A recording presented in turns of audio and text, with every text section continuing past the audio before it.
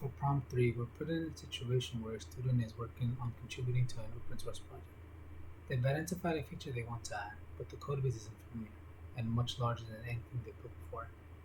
They find the file where they think they need to make changes, but they're unsure on how this connects to the rest of the system.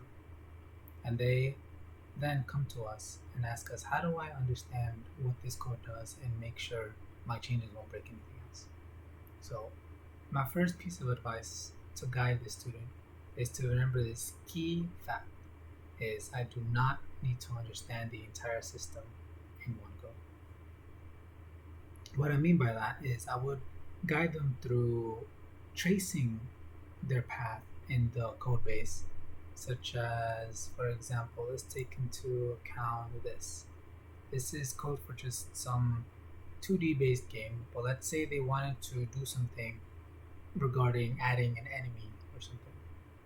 They would go through the code here and eventually stumble upon maybe going from here, enemy, eventually hitting this file over here that we're in right now, game level.ts. Here they find a function that says add enemy.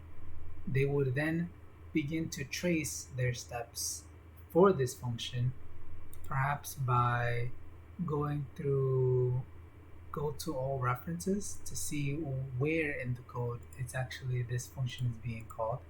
And as you can see here, they're being called at the beginning of each level. Now, as you go through this code, they would see things like add physics, add AI, set trigger. If they are going to work with this function, then they need to understand what it is that this function is actually doing. In order to go through these, I would guide them in actually being able to go to the source definition. And as we can tell here, this is actually a part of the Wolfie 2D game engine. And in this game engine, you have functions like add physics, remove physics, each with their documentation on what the parameter is, and even more comments of what the code is actually doing. So now if we go back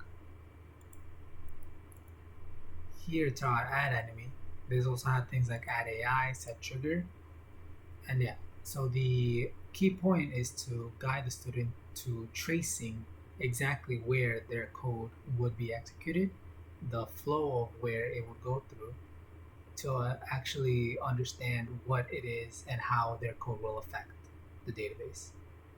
They do not need to understand the entire database, they just need to understand the workflow.